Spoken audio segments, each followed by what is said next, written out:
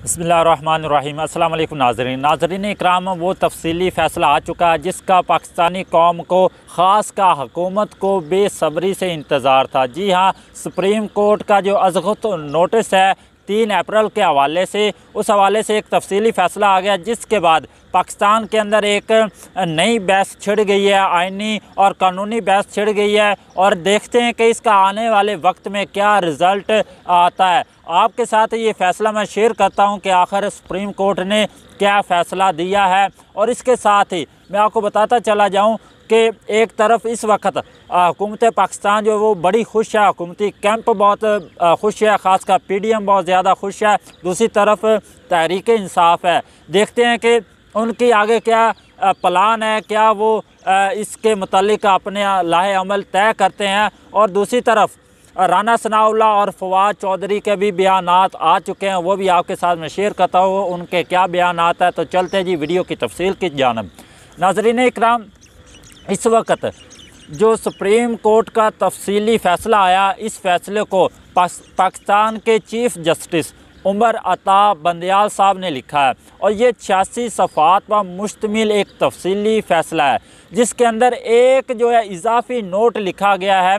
वो नोट जो है जस्टिस उमर मज़हर आलिम मियाँ खेल की तरफ से एक इजाफ़ी नोट लिखा गया, जिसने पाकिस्तान के अंदर एक बार फिर से कानूनी बहस की छेड़ दी है, कानूनी बहस छेड़ दी है। जिसके मुताबिक लिखा गया है कि इस जो कदम उठाया गया था डिप्टी स्पीकर की रूलिंग के मुताबिक, वो आर्टिकल 5 और 6 की खिलाफ वर्जी है।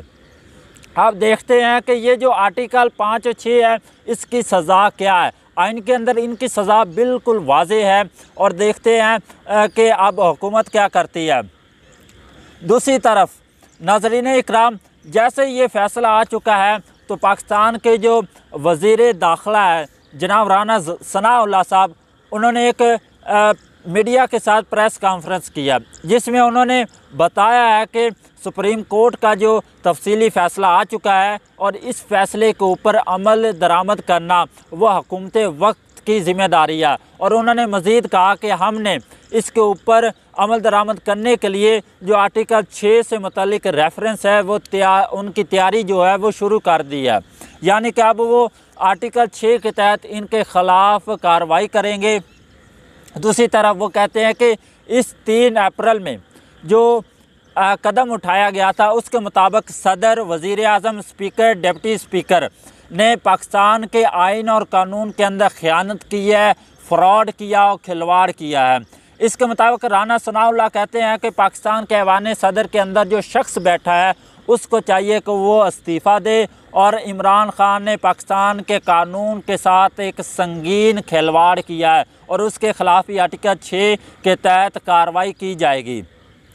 दूसरी तरफ राना सनाउल्लाह ये बयान देते हुए कहते हैं कि या तो इनके ख़िलाफ़ आर्टिकल 6 के मुताबिक कार्रवाई की जाएगी, या इनका जो मामला है वो कौमी असम्बली में उठाया जाएगा। पाकिस्तान कौमी असम्बली के जो स्पीकर है उनके सामने ये रखा जाएगा और वो फिर एक रेफरेंस भेजेंगे इलेक्शन कमीशन को। अब इलेक्शन कमीशन इसके ऊपर क्या कर सकता है, वो इनको डिसीट करेगा और साथ ही साथ नाअहल भी करेगा कि आपने वफ़ादारी नहीं की, आपने जो अहद उठाया था आपने उसके साथ वफ़ादारी नहीं की है।